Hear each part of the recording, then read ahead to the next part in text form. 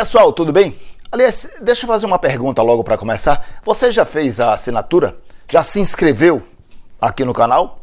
Poxa, tá falhando, hein? Se não fez, faça agora. Dá uma ajudazinha aqui ao GG News. Olha, eu vou falar sobre um assunto, na entrevista anterior que eu fiz com o professor Amorim, que é um cobra em cursinhos e tudo mais, e é do Aprova Mais, e é professor de Química. E ele deu muitas dicas importantes a respeito desse ano em que os alunos já começam o ano pensando no estudo para o Enem e para o vestibular, do final do ano e do começo do ano que vem. Mas uma coisa me chamou a atenção no bate-papo informal que eu tive com o professor Amorim, que foi exatamente sobre aquela escolha da profissão. Todo mundo quer fazer um vestibular, quer entrar numa faculdade, mas antes de entrar, antes de fazer o vestibular, ele vai definir o que é que ele quer, né?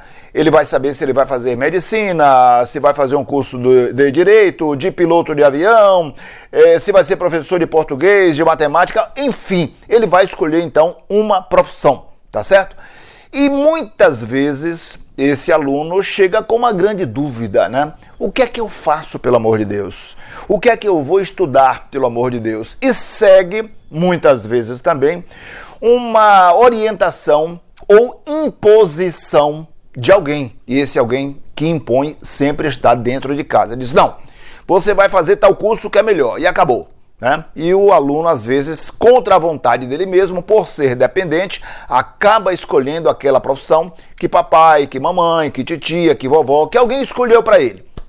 Muitas vezes, no entanto, ele escolhe uma profissão e o painho, a maninha diz, não, essa aí não, essa aí você não vai fazer, por isso, aquilo outro. Então, como é que um cursinho trabalha com esse tipo de aluno, sabendo que ele está fazendo algo ali ou que é imposto ou que é contra a sua vontade? Foi exatamente sobre este assunto que eu conversei também com o professor Amorim e você vai ver essa entrevista na íntegra agora, aqui neste bate-papo com vocês através do GG News. Tem muita coisa importante para você saber. Preste atenção. Professor Amorim, o que é o Aprova Mais? O Aprova Mais é um curso que nasceu de um sonho, né? Eu já tinha percebido que existe uma lacuna, né, no acompanhamento dos alunos em Salvador, que era o trabalho muito mais assim, direcionado, específico e de acolhimento. Então nós começamos a direcionar um curso que ele fosse minimalista no sentido de quantidade de alunos. A gente gosta de ter turmas muito reduzidas, muito pequenas, para que a gente possa conhecer o aluno pelo nome e pelo sobrenome. Então, o Aprova Mais é aquele espaço onde o aluno se aproxima, traz o seu desejo, traz a sua vontade, e nós começamos a construir juntos esse processo estudantil com eles. Então, eles chegam muitas vezes com muitas lacunas de conteúdo, com lacunas de hábitos, eles não têm hábitos, às vezes, desenvolvidos de estudo, eles não estão, muitas vezes, bem orientados. E o nosso curso tem isso, ele quer conhecer o aluno pelo nome e pelo sobrenome, entender se ele tem, por exemplo, alguma questão que atrapalhe ou que não o ajude no desenvolvimento escolar. E às vezes a escola tem uma turma de 40, 45 alunos, não consegue dar conta disso. Então a gente entra compreendendo se esse aluno é desatento, se esse aluno é um aluno que tem o hiperfoco, se ele é um aluno que, por exemplo, foi diagnosticado como superdotado, que muitas vezes a gente vê só de um lado bom, mas causa um certo sofrimento no aluno. E a gente começa a trazer esse aluno para um espaço de compreensão de quem ele é. Vou dar um exemplo para você. Você tem um aluno hoje, o TDAH está aí realmente muito vigorante, né? Muitos diagnósticos. Então a gente percebe alunos que se dispersam com muita facilidade. E aí a gente gosta de trazer o aluno para próximo e dizer, olha, quais são os gatilhos que atrapalham a sua concentração? Como tornar o seu ambiente de estudo melhor? Nós gostamos de acompanhar esse aluno. Chega um aluno aqui que ele é especificamente um aluno que não é de alto desempenho, muito pelo contrário, ele está lutando para ter a média na escola. Então nós temos que ter um atendimento personalizado. E aí tem o outro tipo de aluno que é aquele de alto rendimento, ele quer fazer medicina, ele tem uma pontuação muito elevada nos simulados, ele tem um nível de acerto muito elevado. Você entende que se eu atendo os três do mesmo jeito, eu estou praticando um erro? Eu tenho que dizer para o primeiro, para o segundo e para o terceiro, vocês são diferentes, não tem melhor e nem tem pior, e eu quero atender cada um de vocês com a sua especificidade. Então o Aprova Mais é esse espaço que tem o jeito do aluno. É feito sob medida, sob demanda. E aqui nós temos aprovação na Unicamp, aqui nós temos aprovação na UFBA, nós temos em Medicina na Federal, em Direito, em Odontologia, nas engenharias do Senai Cimatec, nós temos Direito em várias faculdades aqui de Salvador. Então nós conseguimos êxito, né? Na FGV, na INSPER. Então por que a gente consegue isso? Porque a gente trata o aluno na sua especificidade. O senhor chamaria isso de metodologia de ensino? Com certeza. Nós temos o método de ensino e nós temos, na verdade, uma identidade. Eu diria que esse é o nosso DNA, a nossa identidade. Qual é a nossa identidade? Tratar o aluno com as suas especificidades. E aí, qual é o nosso método? É um método de resolução de questão. Nós trabalhamos muito com a resolução de questão e com o conteúdo embutido dentro das questões. Então, se eu vou estudar, por exemplo, aqui nós temos, para além da química, nós oferecemos também biologia, matemática, física e linguagem. Então, é interessante que o aluno diga assim, eu quero estudar biologia genética. Ele tem a aula genérica de genética e tem aula específica com aplicabilidade no vestibular que ele vai fazer. Tá? Então, se eu tenho um aluno que já tem uma boa base em estequiometria, em química, esse aluno vai receber listas específicas mais aprofundadas. Mas se eu tenho um aluno que tem muita dificuldade com cálculo, eu já tenho que trazer uma lista mais basal. E aí, por que é que eu faço isso? Porque para cada paciente, uma dosagem específica. Para cada aluno, um treinamento específico. Esse é o nosso maior DNA. Tratar o aluno com a sua especificidade. Como é que o senhor consegue, professor? O senhor falou agora há pouco aí na possibilidade de estar diante de um aluno que seja superdotado, que tem também as suas dificuldades, né? Apesar de se superar em outros setores. Aluno talvez com TEA também e alunos com TDAH. Né? Como é que o senhor consegue fazer com que esses alunos tenham um ritmo igual aos demais, que são, diria assim, normais, entre parênteses? Vamos lá. Eles não vão ter o ritmo igual aos demais. Eles vão ter o ritmo melhor que eles podem ter. Então a gente não pode igualar os diferentes. Né? A gente tem que dizer para o aluno, olha, você tem que conseguir o seu melhor. Porque quando a gente iguala os diferentes, isso pode gerar um sofrimento. Porque eu passo a ter como régua o outro, e o outro da pior forma possível. Então eu digo para o meu aluno assim, olha, vamos pensar devagarzinho. Quais são os seus objetivos em 2026? Professor, eu estou na escola e eu quero fechar a média anual e quero ser aprovado de ano. Ótimo. Como que você pensa na aprovação? Você pensa primeiro na próxima prova. Então a gente estabelece as metas curtas. Qual é a próxima prova do aluno? Aí agora no dia 15 de março, então essa é a prova. Você só vai ser aprovado no final se for aprovado na próxima prova. Então a gente começa a trazer para esse aluno uma visão curta, porque se ele pensa demais em dezembro, ele se perde no meio do caminho. Muitas vezes é um aluno que não se organiza bem. Então a gente tem que ensinar esse aluno a ser mais organizado, que é meta curta. Observa que coisa, né? Você hoje, para ser aprovado em medicina na Baiana, é uma média final entre 5,45 e 7. Eu não tenho que perseguir o primeiro colocado, eu tenho que treinar os meus simulados com o aluno para ele estabelecer uma média entre 5,50 e 7, mais ou menos. Se ele estabelece uma média acima de 6, 6,5, ele está com a aprovação garantida na média final. Então, ele passa a vislumbrar um objetivo dentro das limitações que ele tem, ou dentro das hiperabilidades que ele tem. Se eu fizer 800 ou mais pontos no Enem, eu sou aprovado no curso que eu quiser. Então, esse aluno ele começa a vislumbrar um eixo de aprovação que a gente estabelece, com os casos anteriores de aprovação, e não o colega da sala dele como referência. Porque são indivíduos diferentes. Entende? Às vezes o aluno ele tem uma dificuldade em física, mas na prova de natureza ele supera porque ele fechou biologia e estourou em química. Não é que ele foi ruim em física, mas ele das 15 questões fez 8. Então assim, ele precisa fazer um equilíbrio, uma superação para estabelecer um padrão de notas. E aí cada um vai lutar a sua luta, cada um vai estabelecer o seu padrão. Eu não gosto de igualar os diferentes, porque senão eu abandono as diferenças. Eu quero tratar cada um com a sua especificidade. Eu tenho um aluno que ele não ser muito atencioso, mas ele é muito assertivo. Eu tenho um aluno que com 4 horas de prova, ele termina com 3 e quer ir embora. Eu tenho que treinar esse aluno para fazer nas 4 horas. E eu tenho um aluno que tem 4 horas que quer fazer em 5. Eu tenho que treinar esse aluno para fazer em 4. No final, os dois vão fazer em 4 horas, mas um precisou usar melhor o tempo a mais e outro precisou usar melhor o tempo a menos. Mas observe que eu tive que treinar os dois de forma diferente. Então, assim, é entender quem é o aluno. O aluno chegou aqui, meu nome é José Américo da Silva. O aluno chegou, tudo bem, vamos conversar. Eu quero compreender quem é o aluno. Onde é que entra a psicologia nesse método que você trabalha? Pronto, nós temos o suporte de um psicólogo muito bom, o Dr. Josias Brasil, que vai estar nos acompanhando em 2026 agora com os nossos alunos. E eu acho que entra muito na questão da ansiedade. O que é que acontece com um aluno hoje? Ele não logra êxito em uma avaliação, ou ele não passou no último vestibular, ou ele vai encarar o Enem pela primeira vez, ele já começa o processo tenso. Se ele vai pela primeira vez, ele está tenso porque ele não se sente preparado. Se ele não teve êxito na nota, ele está tenso porque a autoestima está baixa. São muitos elementos em movimento para o aluno.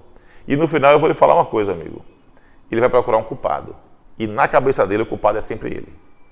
E nessa culpa isso pesa e às vezes somatiza. Então fica um aluno doente, um aluno ansioso, um aluno estressado, um aluno que pode se revelar com alguma coisa na pele, no comer excessivo, no dormir mal. E essa é uma preocupação que nós temos. O bem-estar emocional do aluno. Como é que você explica, professor, que às vezes o aluno termina a fase de colégio, né, e vai para o vestibular e consegue a aprovação? Mesmo com essas dificuldades que ele acaba enfrentando aí no método de um e para outro, na aplicação da prova e tudo mais. Como é que isso acontece? O aluno ele é um conjunto de coisas. Família, escola, o curso que assessora ele e ele mesmo. Então eu tenho 4 elementos. Se eu fosse dividir 25% para cada um, eu teria que ter um equilíbrio dos 4. Às vezes o aluno ele tem tudo para dar certo no primeiro vestibular dele. Mas ele tem na casa dele um espaço que não está geograficamente favorável a ele. Ele não tem aquele quarto reservado, o lugar, o respeito, não tem. Às vezes ele tem uma família que dá toda essa estrutura para ele, mas ele não valoriza, ele não tem consciência disso. É preciso fazer a junção das 4 pernas para que a mesa se sustente, a mesa da aprovação. Então a gente divide o aluno a aprovação em 4 pernas. E uma das pernas é o próprio aluno. Então o aluno tem uma mãe ou um pai que diz para ele, é difícil, eu não gosto de matemática. A frase que eu odeio, que é, na minha época. Então essas comparações começam a solapar o aluno, a jogar o aluno para baixo. Ó, a federal é difícil, hein? O Unicamp é impossível, hein? Então essas frases, elas vão meio que minando a autoconfiança do aluno. Beleza? Às vezes ele está numa escola que não o compreende plenamente. É uma escola ranqueadora que só quer resultado. Se você passa, vai para outdoor, se você não passa, tchau. A escola tem que entender, e deve entender, e é bom que entenda, que o aluno do ensino médio não foi feito para passar no vestibular. Foi feito para ser excelente na escola e, como consequência, ele vai passar no vestibular. Só que é uma série de inversões aí. É como se o aluno fosse um produto que tem que dar resultado. Não, o aluno é um sujeito íntegro, integral, que tem que ter condição emocional favorável, compreensão, acolhimento e estudo. Mas parece que a gente só fala estudo, estudo, estudo, estudo, estudo. Então nós precisamos acolher esse aluno, fazer um pacto com ele, jogar ele para cima para que ele exercite a busca pela realização do sonho dele. O meu sonho é passar em engenharia mecânica. Nós temos um aluno agora que foi o segundo colocado na UFBA. Observe, mas ele tem uma família por trás que dá suporte, tem uma escola que dá suporte, tem um curso que dá suporte e ele compreende o processo. Então ele chega exitoso. O aluno às vezes vai despertar, Genildo, para esse processo no mês de setembro. Então a família não compreendeu que começa o processo do início de fevereiro, março. Agora é hora dele engatar a marcha certa e andar. Quando chega em setembro, outubro, ele quer virar o jogo. Às vezes não dá tempo. Ele até tem competência, mas começou no tempo errado. Então o que é que a gente diz? O aluno que faz um bom primeiro ano na escola, um bom segundo ano e um bom terceiro, o terceiro ano dele é assessorado pelo curso que oferece uma preparação diferencial para ele, ele não vai conhecer cursinho para vestibular no que vem. Ele vai passar de primeira, porque é uma construção em blocos. O aluno que brinca no primeiro, brinca no segundo e quer fazer só o terceiro, ele vai sofrer muito mais. Então, às vezes, esse sofrimento ele advém do não planejamento. Não é da incompetência. E ele vai dizer, poxa, eu tive tudo e eu não ajudei, eu não me ajudei, eu não acertei. Não é verdade, ele não teve tudo. Faltou o planejamento. Então, a gente trabalha muito com o planejamento. O segredo do terceiro ano é um aluno bem planejado, que faz uma boa gestão de tempo. O que é que você faz? O que é que você diz ao aluno que chega até você e diz que está com um drama muito grande porque os pais não querem que ele siga aquilo que ele pessoalmente escolheu?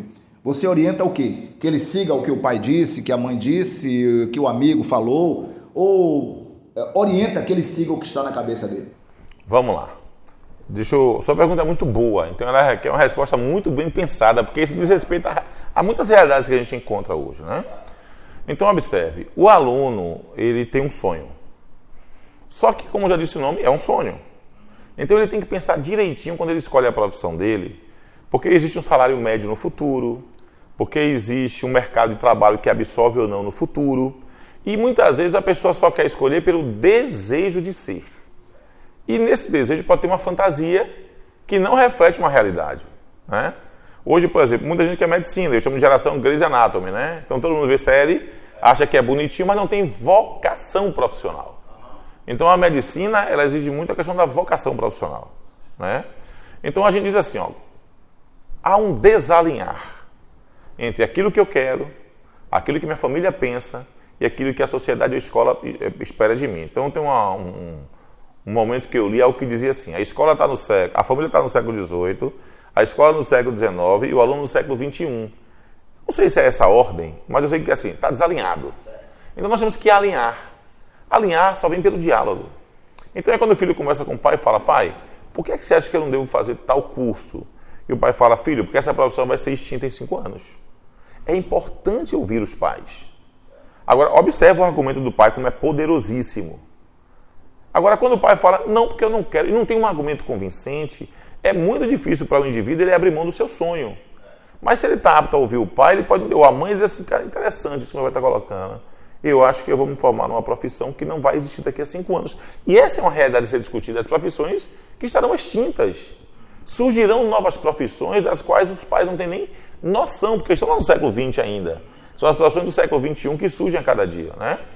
Então a gente tem que ter muito cuidado com esse conflito, porque ele pode ser sincero e verdadeiro de parte de um pai, chamar a atenção do filho sobre mercado de trabalho futuro. E o filho também está aberto ao diálogo. Uma coisa é importante, eu acho que tem que haver um alinhamento entre escola, escolha profissional e o aluno que é muito jovem não morder as iscas que estão por aí. Ele tem que escolher bem. Às vezes ele não sabe o que ele quer. Aí o que é que você fala para o aluno lá no curso? O que é que a gente fala para o aluno? Faz o BI. Então, só o que é o BI? O bacharelado interdisciplinar. Por quê? Porque é um curso genérico. Então, se eu faço o BI de exatas, por exemplo, eu não sei qual engenharia que eu quero, se eu quero estatística, não sei. Mas eu vou fazer na graduação matérias de cálculo. Quando eu decidir o que eu quero lá no final do 3º ano, eu encaminho o meu curso já mais maduro.